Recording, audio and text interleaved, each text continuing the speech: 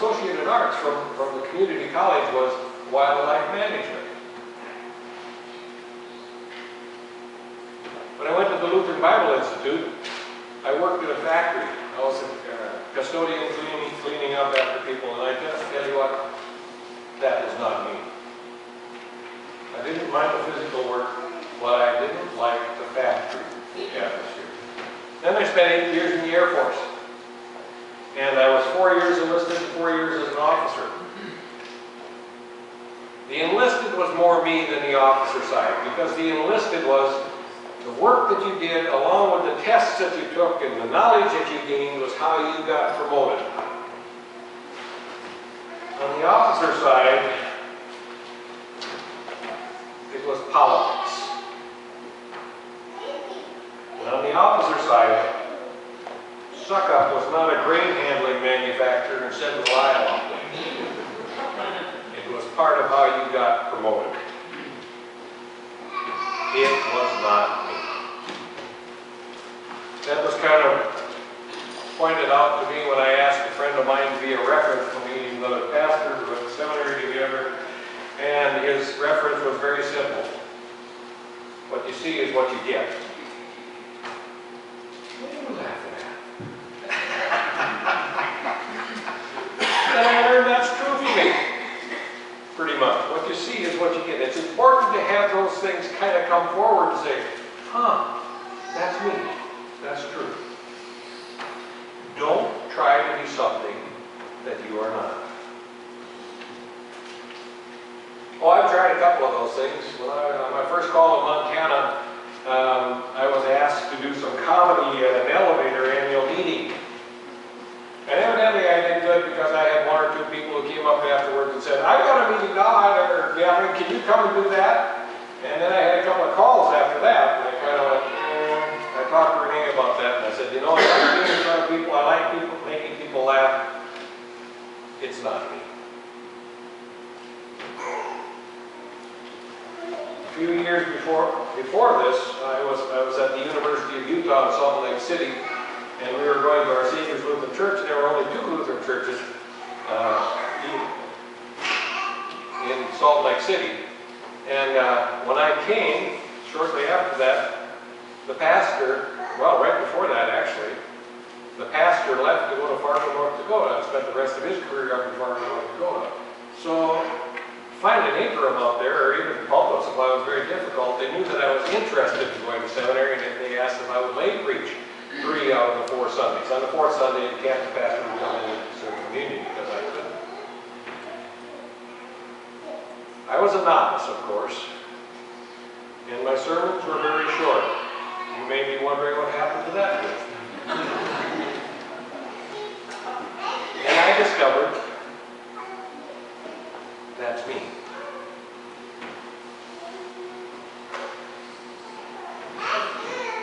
I may have been elevated in the local community by doing comedy, but I was sitting at the wrong table. Oscar Wilde said, be yourself. Everybody else is already taken. But not everybody understands you being you. My father had a joyful spirit. He was quite the character, and he was very shy like I am, right? So when he'd go to town, he'd have a good time, and I remember it was Christmas time. I was about 14 years old, and we were in J.C. Penney's, and he bought something, and he was joking with this young clerk, and we were leaving, and he goes, "And Merry Christmas to you," very joyfully. And she very seriously looked at him and said, "Merry Christmas to you too, sir, and a sober one." Evidently, she didn't have a lot of joy in her life or in her family and didn't recognize that there was just a joyful person there wishing Merry Christmas, because that's who Dad was.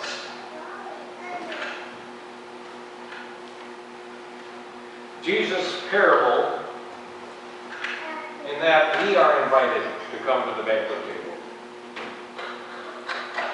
We are not to take the place of honor. Instead, we are to be ourselves. Be you. So we need to identify who we are. We need to go through that process of, that's not me. Yeah, that's me. And then we need to take those gifts and develop them. Again, that's a process. I just saw a video about Jim Carrey, who struggled through that process. As you know, he had drug and alcohol concerns early on in his life. Later on, he was looking for himself and he went into New Age religion. And by the way, New Age religion, the summary of New Age religion, from what I understand it is, God is in you. Therefore, you are God.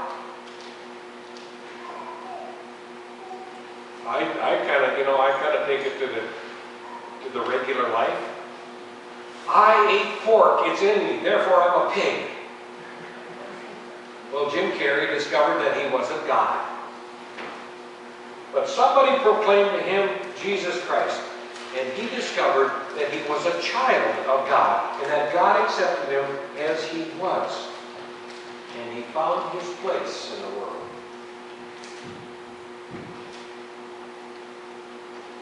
When we proclaim who we aren't, we have a false place of honor. That honor is not lasting.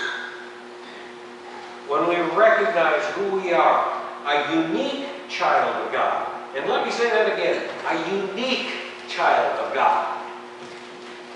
With special gifts. And a forgiven sinner. Loved by our Creator. We are freed to be who we are. That is so very important. Then you can be your authentic self. Then God, not humans, at his banquet table can recognize you as you and invite you to the place of honor to be God's own child.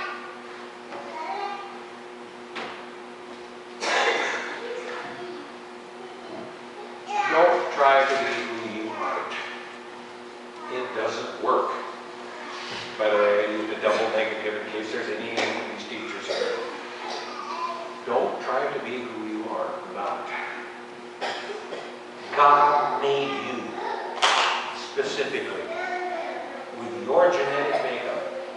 By the way, the latest National Geographic talks about that genetic makeup and how they're learning all kinds of stuff about how you are you.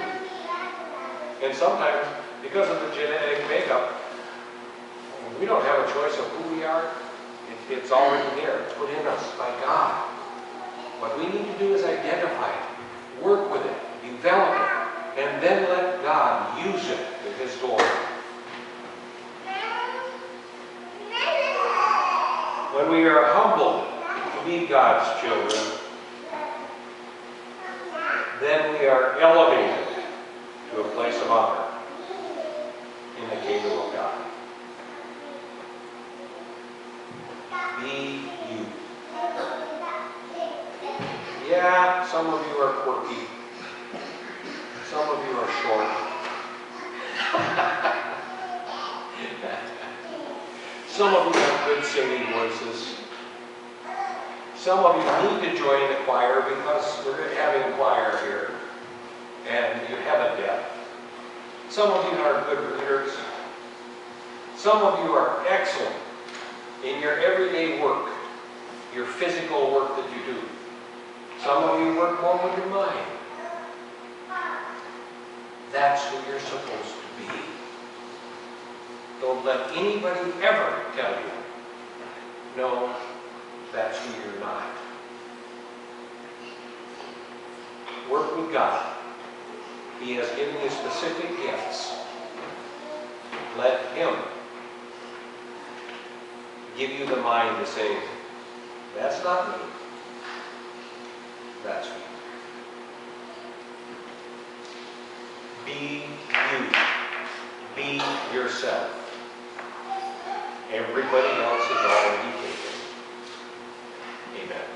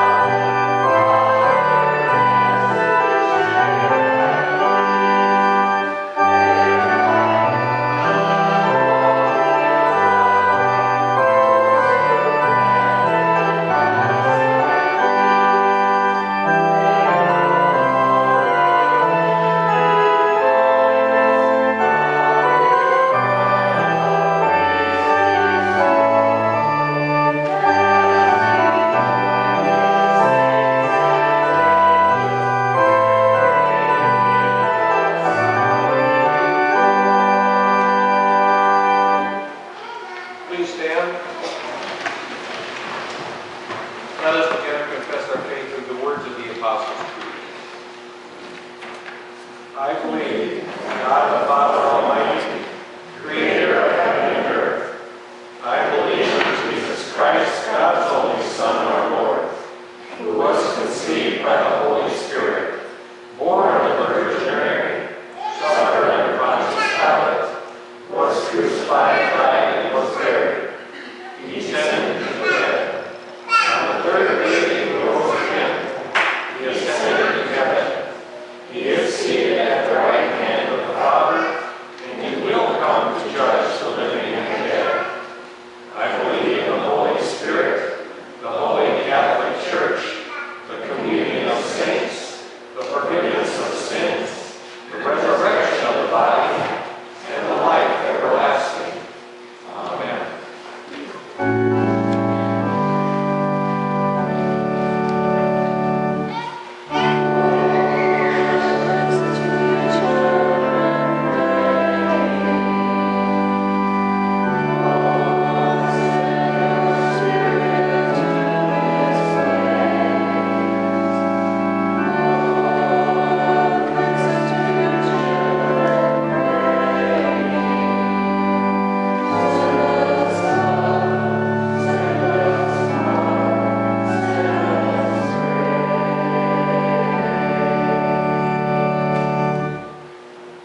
Sustained and nurtured by our generous God, we gather as one to pray for the church, the world, and all of God's creation. God of healing and health, we pray for all who are in need of your healing touch.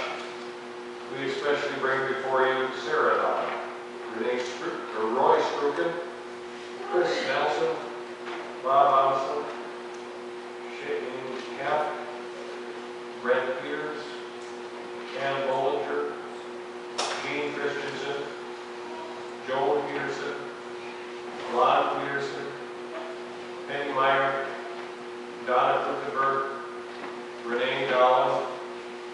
Send your spirit of healing upon them and all that we mention in our hearts.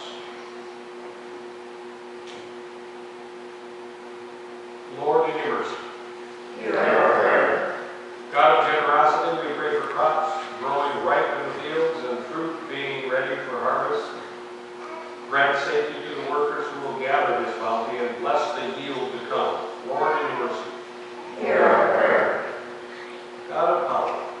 pray for humility, kindness, and generosity to be instilled in people, especially the leaders of all nations.